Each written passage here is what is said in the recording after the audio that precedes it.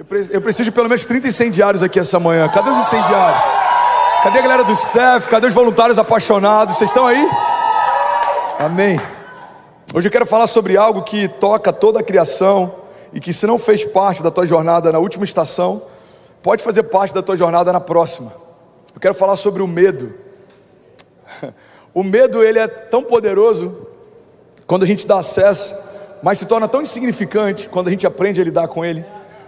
Porque fundamentalmente o medo, ele é formado pela dúvida e ele é nutrido por ela também. Se você tem medo de falir, você tem dúvida se vai continuar prosperando. Se você tem medo de talvez fracassar no teu casamento, você ainda tem dúvidas se Deus vai manter a tua casa de pé. Faz sentido, sim ou não? Se você tem medo de não romper, você tem dúvida se vai conseguir para o próximo nível. Você pode pegar qualquer área da tua vida que você tem enfrentado medo em qualquer escala, e você vai perceber que fundamentalmente a dúvida é o que deu acesso ao medo.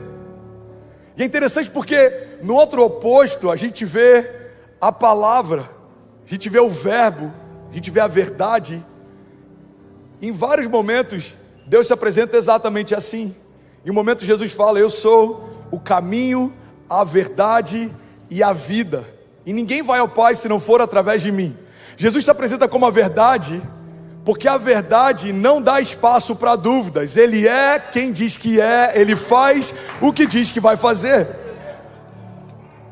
Então você percebe que quanto mais eu entendo quem Deus é, menos espaço tem para as dúvidas acessarem o meu coração. A Bíblia em outro momento diz que o verdadeiro amor lança fora todo medo. O conhecimento da verdade mantém o meu coração seguro. O conhecimento das promessas mantém o meu coração em paz. O entendimento de que o Deus que eu sirvo não é pego de surpresa em nenhuma nova estação é um convite para que eu não tenha dúvidas sobre como vai ser. Eu não sei como vai ser, mas eu sei que vai ser melhor do que a anterior. Eu sei que vai ser melhor do que tudo que eu já vivi até aqui. Alguém pode dizer amém para isso? Eu creio. Em vários momentos eu já falei sobre o futuro, usando essa analogia, mas pode ser novo para alguém. O futuro é como uma festa surpresa que Deus preparou para você e está esperando você chegar. Mas uma festa surpresa, ela não seria surpresa se fosse anunciada. A gente não tem um mapa, Deus não fala tudo que vai fazer ou de que forma tudo vai acontecer. Mas isso não significa que o futuro seja incerto, ele só é desconhecido. Guarda isso, irmão. O fato do meu futuro ser desconhecido não torna ele incerto. Eu não sei como vai ser 2022, mas uma certeza eu tenho: o Deus que me trouxe até aqui vai me fazer romper a partir daqui.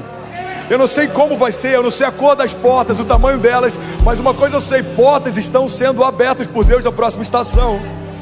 Eu não sei o nome de todos os milagres, mas eu sei que milagres estão a caminho. Eu não sei o nome de tudo aquilo que eu vou viver em 2022, mas mesmo que eu ainda não saiba nomear, o fato de eu não saber ainda qual é a forma que eles têm, não me dá o direito de não confiar que eles já são reais.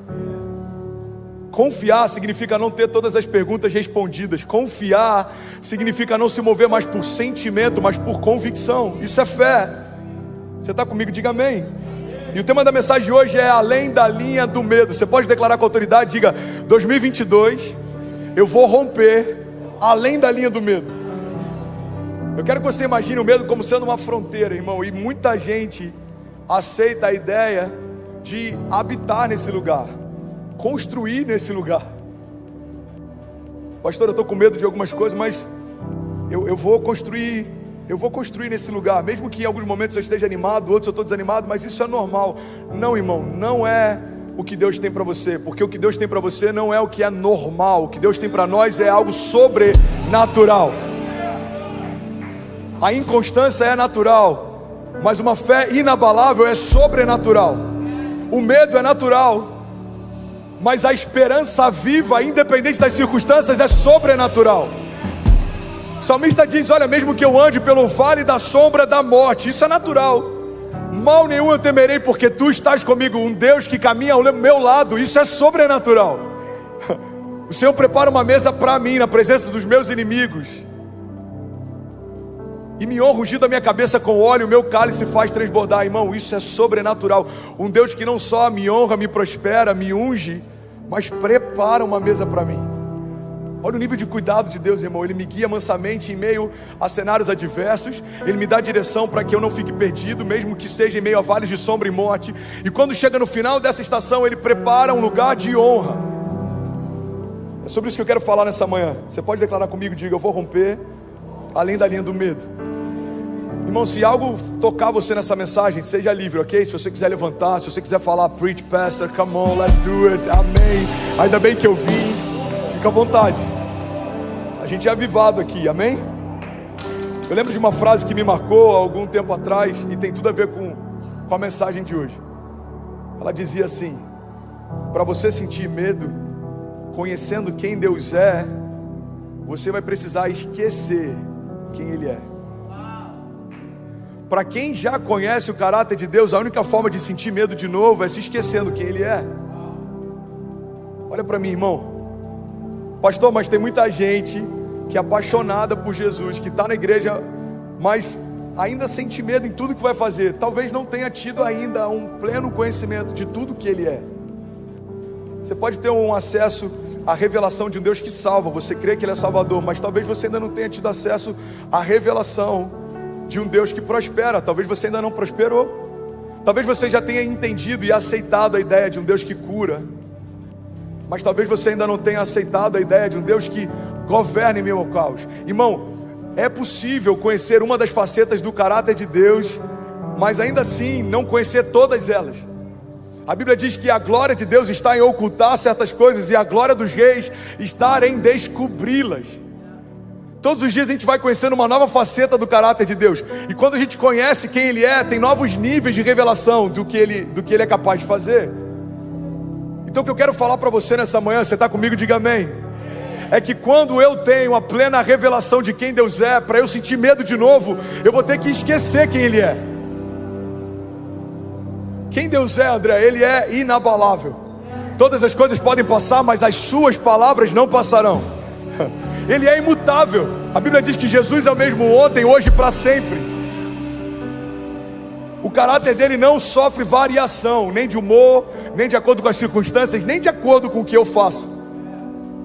Irmão, Deus não abortou o meu futuro, mesmo conhecendo os pecados do meu passado. Deus sabe o que eu fiz e ainda assim continua me chamando daquilo que eu vou me tornar. Ele não muda. Ele não muda. Ele não manda Judas sair da mesa, mesmo sabendo que iria traí-lo tempos depois. Ele não muda o tratamento de Judas quando aproxima dele com um beijo para atrair o Filho do Homem. Ele fala: amigo, com um beijo você trai o Filho de Deus, o Filho do Homem. A gente olha Jesus chamando o seu traidor de amigo. É porque a falta de caráter de Judas não mudou o caráter de Jesus. Então a gente entende que Ele é um Deus inabalável, a gente entende que Ele tem um caráter imutável, a gente entende que Ele se move em graça, que mesmo conhecendo meus erros do passado, Ele não abortou meu futuro. A gente entende que Ele não é próspero, Ele é a prosperidade. Aquilo que gerações mataram para conquistar, Ele utilizou como matéria-prima para fazer os fundamentos das ruas pelas quais a gente vai passear na glória. Então não tem nada que falte nele. Ele é perfeito, Ele é o princípio e o fim de todas as coisas. Ele é o alfa e o ômega. Você está comigo? Então guarda isso, irmão. Todas as vezes que o medo bater a porta, eu preciso trazer à memória as características do Deus que eu sirvo. Se o medo vier trazendo acusações, lembra da graça. Não há mais acusação para aqueles que estão em Cristo Jesus. Fomos feitos nele santos, inculpáveis e livres de qualquer acusação. Se o medo vier bater na tua porta com dúvidas a respeito do teu futuro, lembra do que a palavra diz a teu respeito. Eu bem sei os pensamentos que eu tenho a vosso respeito, diz o Senhor. Pensamentos de paz e não de mal, para te dar o fim que você deseja. Se o medo vier bater na tua porta, irmão, carregando doenças, lembra, não é Deus quem dá doenças, Deus é aquele que remove elas. Então não aceita como sendo seu aquilo que na cruz Ele já disse que é dele. Ele levou sobre si as nossas doenças e enfermidades, e o castigo que nos trouxe a paz estava sobre Ele, e pelas suas pisaduras nós já fomos sarados. Não, a doença não é sua, a doença já foi dele. não porque o meu tumor, não porque a minha doença. Para de tomar posse daquilo que Jesus já levou sobre ele. Tem uma história na Bíblia que fala sobre homens a alguns passos da promessa, sem coragem para acessá-la. Você já deve ter ouvido inúmeras pregações a respeito disso. A Bíblia fala a respeito de um povo que caminha no deserto por anos em busca de uma promessa, e quando chega diante dela, parte deles tem medo. Irmão, olha para mim. Crer que tem uma promessa é o primeiro passo. Caminhar em direção a ela é o segundo passo. Não desistir enquanto você não se aproxima dela é o terceiro passo. Mas existe um passo final, que é você se apossar daquilo que Deus já te confiou. Cuidado com as falsas linhas de chegada. Anota isso e medita nisso, irmão. Cuidado com as falsas linhas de chegada, porque pode ter cheiro da promessa, pode parecer com a promessa, pode até estar no lugar da promessa, mas se você não acessar, é só uma promessa. Olha que interessante, olha o que a Bíblia diz. Está lá em Números 13:30. Alguém está recebendo algo de Deus essa manhã? Glória a Deus. Números 13:30 fala a respeito dos espias que são enviados para mapear a terra prometida. E o que eu acho interessante é que o nome por si só chega a ser quase uma ironia de Deus. Como que o povo chama aquele lugar? De terra prometida. Irmão, olha para mim. Não é uma terra que eles acharam do nada. Não é uma terra que alguém falou para eles. Era uma terra que o próprio Deus havia prometido para eles. Não confiar numa promessa significa fundamentalmente desconfiar do caráter de quem fez a promessa. É por isso que, para ter medo conhecendo quem Deus é, eu vou precisar esquecer quem Ele é, porque é impossível conhecer o coração do Deus que fez a promessa e ainda assim ter dúvidas se Ele vai cumprir a promessa. Você está comigo? Olha o que a Bíblia diz. Então Caleb fez calar o povo perante Moisés e disse: certamente subiremos e a possuiremos em herança, porque seguramente, cara, eu amo esses detalhes, porque essas chaves carregam tanto poder, porque seguramente prevaleceremos contra ela. Versículo 31, porém, os homens que com ele subiram disseram: não poderemos subir contra aquele povo, porque ele é mais forte do que nós. Irmão, guarda isso. Primeira coisa que me chama a atenção é que a Bíblia diz que Caleb então fez o povo se calar perante Moisés. Tem milagres que você só vai acessar quando você calar a multidão que tenta te fazer desacreditar do que Deus já te fez acreditar um tempo. Caleb não fala: gente, com licença, só um minuto. Gente, vamos ser um pouco amigável, não, vamos quando algo faz sentido, me ajuda aí, gente. Sensato, tem que ser humante. Vamos ser um pouco sensato. Vamos fazer uma votação. Irmão, tem momentos para a gente ser amigável, mas tem momentos para a gente se posicionar. Tempos de guerra não são tempos de administrar problema. Tempos de guerra são tempos de avançar sem pedir licença. A Bíblia diz que ele cala o povo e lembra da promessa. Olha os termos que ele usa: certamente possuiremos, seguramente prevaleceremos. Irmão, certeza e segurança só tem quem confia em quem prometeu. Ele está dizendo: é certo, não tem como dar errado. O meu coração está seguro, porque eu sei quem prometeu. Então ele cala a multidão e ele traz à memória a promessa. Irmão, tem promessas que você não está confiando, porque a voz dos ruídos ao teu redor se tornou mais alta do que a voz da promessa dentro de você. A gente vê isso com a filha de Jairo. A Bíblia diz que quando chega lá, Jesus diz: olha, a menina não morreu, apenas dorme. E a multidão riu dele. Guarda isso, irmão. A multidão que chorava a morte dela, agora ri do milagre dela. Olha para mim. Você percebe que a multidão não tem dificuldade de chorar a tua desgraça, mas tem dificuldade de celebrar o teu milagre? Eu quero pregar nessa manhã. Tem alguém que está comigo? A filha de Jairo morreu, todo mundo se reúne para chorar.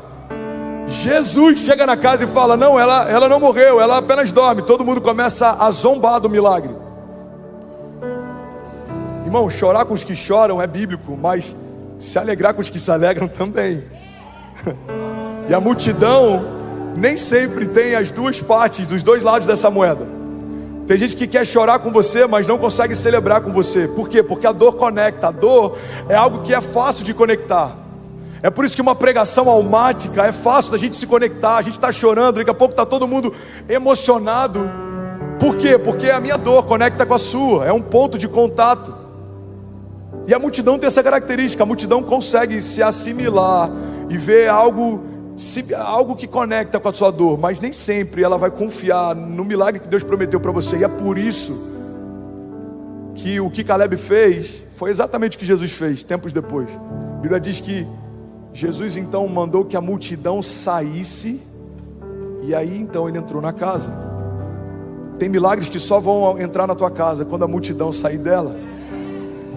A promessa só começa a ter mais espaço dentro do meu coração quando as opiniões começam a ter menos espaço dentro dele. Você está comigo? Diga amém.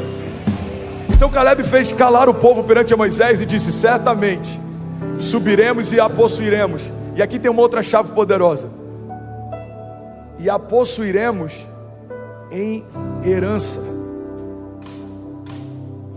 Caleb sabia que a conquista que eles viveriam não tinha a ver com a força dos exércitos que eles tinham, mas com a força da promessa que eles carregavam. Irmão, olha para mim. Não tem nada mais poderoso do que receber de Deus aquilo que Deus desejou te dar. É uma herança, é irrevogável, intransferível, inquestionável, está acessível. O que eu preciso ter? O que eu preciso fazer então, pastor, para poder ter acesso à minha herança? Primeiro você precisa conhecer ela. Alguém que não sabe a herança que carrega é como alguém que não carrega herança nenhuma. Segundo, você precisa ter consciência, maturidade para receber a herança. A Bíblia diz que o herdeiro, enquanto é menino, de nada difere do escravo, mesmo que seja dono de tudo. A Bíblia está dizendo, a questão não é se você tem herança, a questão é se você tem maturidade para poder acessá-la. Porque enquanto não temos maturidade para acessar a herança, de nada diferenciamos dos escravos, não temos acesso a nada. Caleb entendeu algo que poucos entenderam. Essa terra vai ser conquistada não porque o nosso exército é bom, mas porque a nossa herança, ela é real. Irmão, deixa eu liberar algo sobre você. Você pode levantar suas mãos em nome de Jesus? Eu declaro que 2022 vai ser um ano de você fazer menos força e viver mais milagres por graça. Favor imerecido marcando os seus dias. Favor imerecido levando você a lugares que sozinho você não poderia. Eu declaro em nome de Jesus, a gente não vai caminhar debaixo de uma autojustiça. Não é porque você fez para merecer, é porque Jesus fez e entregou para você. Não é porque você é bom, é porque o Pai é bom e Ele desejou te dar. Eu declaro em nome de Jesus, irmão, a herança que Ele estabeleceu para essa nova estação sendo liberada sobre você, e nada vai reter aquilo que Deus declarou que te daria. Eu declaro plenitude sobre você e sobre a tua casa, para viver cada promessa que Deus confiou para você. Se você crê nisso, diga amém. Você pode celebrar no seu lugar. A possuiremos em herança. Não tem a ver com o que eu vou conquistar, irmão. Tem a ver com o que eu vou receber. Você só tem que estar lá no dia da batalha. Gideão reúne milhares de homens. Deus fala, tem gente demais. Aí alguns milhares saem. Ele olha, tem centenas. Ele fala, tem gente demais ainda. Até que ficam 300. Ele fala, tá bom. Gideão, isso é para que quando vocês vencerem a batalha, não se orgulhem do número de homens que tinham com você, mas tenham plena convicção que a vitória foi dada pelo Deus que foi com você. Deus não precisa de números, irmão. Ele só precisa que a gente acredite, confie naquilo que Ele disse que faria. Se Deus disse que vai acontecer, declara comigo, já aconteceu. Porém os homens que com ele subiram disseram, não poderemos subir contra aquele povo, porque ele é mais forte do que nós. E aqui tem uma outra chave interessante. Números 13, 33, um pouco mais à frente, eles falam assim, nós éramos aos nossos olhos como gafanhotos, e assim também éramos aos olhos deles. Olha que interessante. Eles olham para o seu exército e olham para aquele exército e eles falam: aos nossos olhos, a gente é como um gafanhoto, e aos olhos deles também. Só esqueceram de perguntar aos olhos de Deus como eles se pareciam. Mas sabe o que é interessante? Olhando para a história deles, isso parece óbvio, mas é exatamente aí que a gente tropeça muitas vezes. A gente se olha e procura no espelho respostas para viver o que Deus disse que a gente viveria, e não encontra, porque não é natural o que vai te dar acesso a uma promessa sobrenatural. A gente olha para os desafios, para os nossos gigantes, e a gente olha para eles e olha para a gente e fala: não tem como acontecer.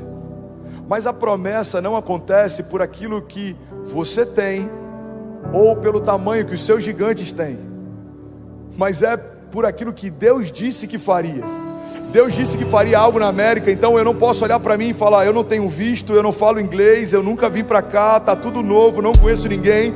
Ou olhar para a América e falar: tem outros ministérios mais incríveis, que estão aqui há mais tempo, que tem mais recursos, porque não tem a ver comigo e não tem a ver com eles, tem a ver com Ele.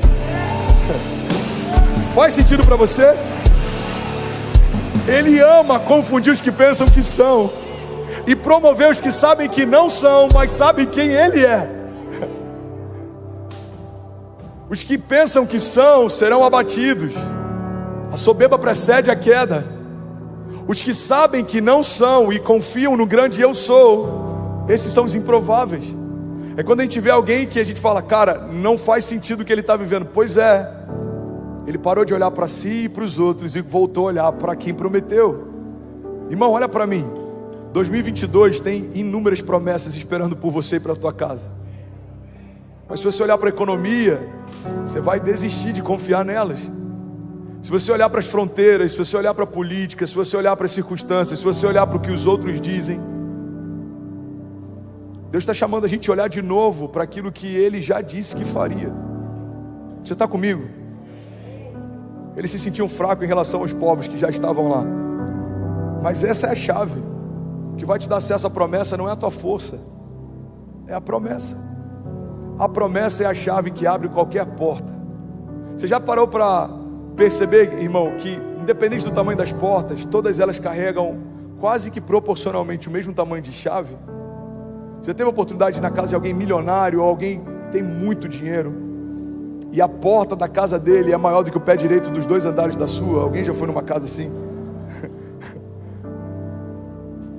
Aí você olha aquela porta e fala: mano... Mas a chave que abre aquela porta não é proporcional ao tamanho daquela porta. Esse é o poder da chave. A chave é o que libera acesso. Se são portas pequenas ou portas enormes, o que você precisa para acessar é a chave. E qual é a chave que vai te dar acesso à promessa? Se você crer e não duvidar, assim será feito. Em outro momento a Bíblia diz: tudo é possível ao que crê.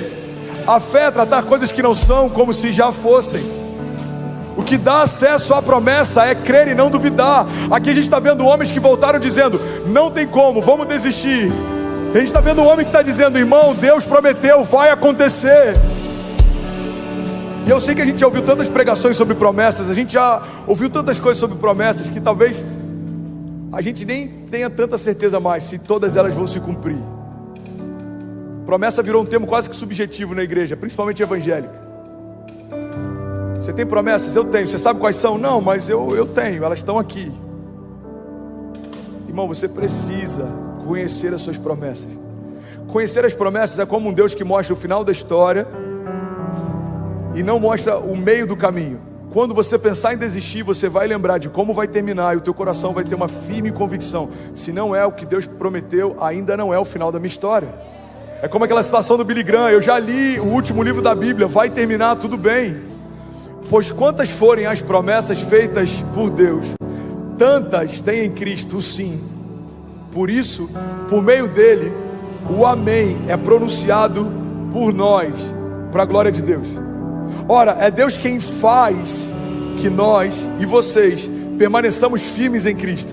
É Ele quem nos ungiu e nos selou como sua propriedade, e pôs em nós o seu Espírito e nos nossos corações como garantia daquilo que está por vir. A palavra está dizendo, irmão, somos propriedade de Deus, e Ele já colocou no nosso coração uma garantia daquilo que está por vir. Eu não sei você, mas eu estou com uma santa expectativa em 2022. Eu não sei o que você viveu até aqui nos últimos 2 anos, mas eu creio que Deus pode acelerar em 1 ano aquilo que a gente ainda não viveu em 10. Ele me deu uma garantia, Ele vai fazer coisas extraordinárias em 2022, então Ele não precisa me provar mais que Ele é Deus. Irmão, eu já desisti de pedir para Deus me provar que Ele é Deus. Deixa Deus ser Deus, irmão. Ele sabe o que faz. Se a gente não entender o significado da palavra herança, a gente ainda não entendeu o significado da palavra graça. Tua herança é por graça, irmão. Tiago 1,17 diz: toda boa dádiva e todo dom perfeito vem do alto, descendo do Pai das luzes, que não muda como sombras inconstantes. Romanos 8,17 diz: se somos filhos, então somos herdeiros, herdeiros de Deus e co-herdeiros com Cristo, se de fato participamos dos sofrimentos, para que também participemos da sua glória. Esse é o momento que você normalmente celebra. Hebreus 10:23 diz: apeguemo-nos com firmeza à esperança que professamos, porque aquele que prometeu é fiel para cumprir. Glória a Deus. Salmos 119:50. Esse é o meu consolo no meu sofrimento. A sua promessa me dá vida. Olha para mim, irmão. Olha a chave que o salmista está liberando para a gente. Esse é o meu consolo no meu sofrimento. A sua promessa me dá vida. Tem gente desistindo porque acredita que um período de crise significa a ausência de Deus. Deus se esqueceu de mim, Deus me abandonou. Não, não, não, irmão. A Bíblia está dizendo que é no meio do sofrimento que a promessa dá vida, é no meio da crise que a promessa me restaura, é no meio dos vales que a promessa me sustenta, é diante dos gigantes da terra prometida que a promessa me dá ousadia. A Bíblia diz que o Senhor não nos deu espírito de covardia, mas de poder, de amor e de equilíbrio. Eu carrego uma promessa, e aquele que prometeu é fiel para cumprir. Domingo passado eu preguei sobre poços entulhados. E o que faz Isaac olhar para poços entulhados, e ao invés de tentar começar algo novo, ele reconstrói o que foi destruído, porque ele sabia, havia uma promessa de Deus sobre o seu pai, e havia uma promessa de Deus sobre ele e sobre os seus filhos. Irmão, só continua cavando quem sabe a promessa que carrega. Eu não estou olhando para o lado, eu não estou preocupado com o que dizem, eu não estou preocupado com o que eu sinto. Eu não me movo mais por sentimentos, eu me movo por uma palavra. Deus disse que faria. Enquanto não sair água de novo desse poço, eu não vou parar de cavar. Deus é fiel para fazer aquilo que Ele disse que faria. Salmos 27:1 diz: o Senhor é a minha luz e a minha salvação, a quem eu temerei? O Senhor é o meu forte refúgio, de quem eu terei medo? Salmos 34:4 diz: eu busquei o Senhor e Ele me respondeu e livrou-me de todos os meus temores. Os que olham para Ele estão radiantes de alegria, e os seus olhos jamais mostrarão decepção. Você pode dizer glória a Deus por isso?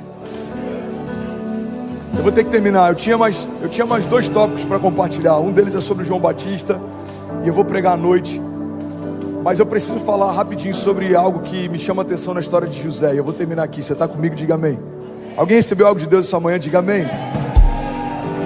Olha para mim. A história de José é uma das histórias mais inspiradoras da Bíblia, porque ela carrega um princípio. A história de José carrega um princípio que em 2021 foi o que me sustentou, em 2022 é o que me faz avançar sem medo. E talvez possa fazer sentido para você. Guarda isso, irmão. José foi vendido pelos seus irmãos, foi abandonado por eles, foi feito escravo, viveu cativo, e no meio do cativeiro alguém lembrou da porção que ele carregava.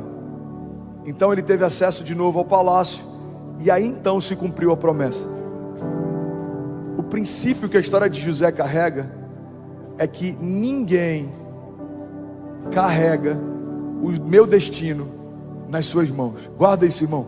José está no meio do cativeiro. O meu destino não está nas mãos de ninguém. Eu sei o que Deus me mostrou, eu sei que vai acontecer. José está no meio da casa de Potifar, ele está sendo perseguido. O meu destino não está nas mãos de ninguém. Eu sei o que Deus mostrou, eu sei que vai acontecer. José está no meio de uma cela. O meu destino não está nas mãos de ninguém. Eu sei o que Deus me mostrou e eu sei que Ele vai cumprir. Irmão, guarda isso em nome de Jesus. A única coisa que faz você permanecer com o teu coração firme em Deus, independente das circunstâncias, é saber que o seu destino não está mais nas mãos de ninguém, porque você já colocou nas mãos do Senhor. Então guarda isso em nome de Jesus, irmão.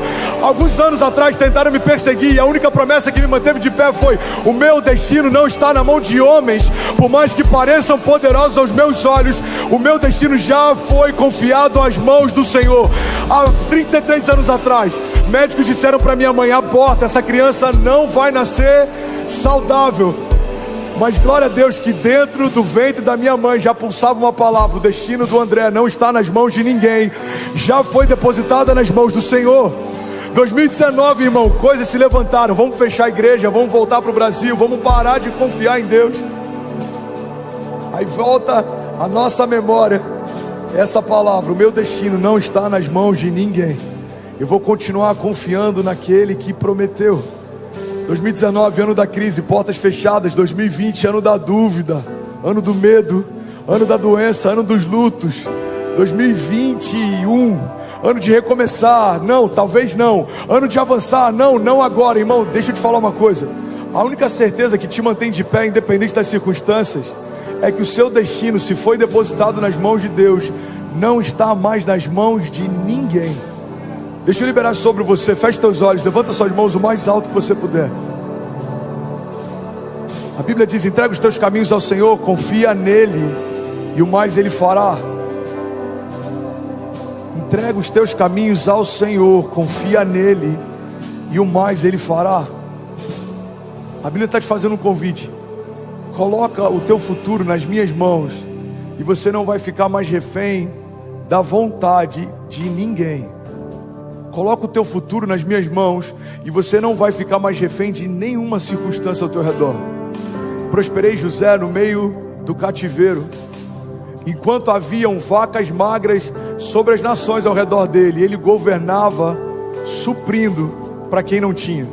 Eu prosperei Davi no meio do deserto, e mesmo que os seus homens fossem considerados loucos, no meio do deserto eu transformei eles em valentes e estabeleci Davi sobre um trono que nunca houve, nunca mais haverá sobre Israel alguém como ele foi.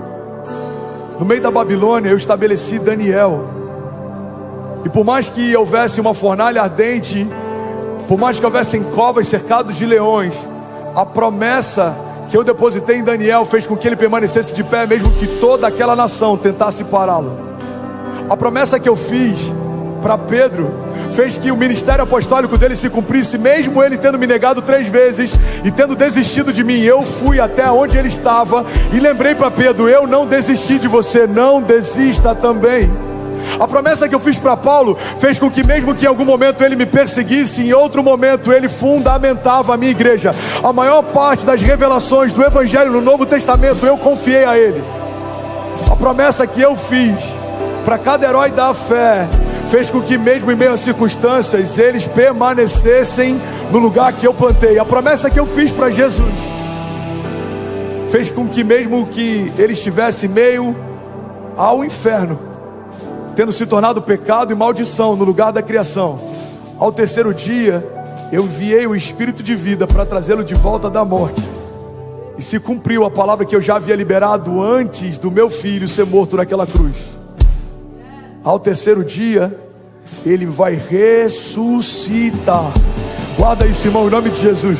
A Bíblia diz que Jesus, pela alegria que lhe fora proposta, ele enfrentou a vergonha e a dor pela alegria que lhe fora proposta.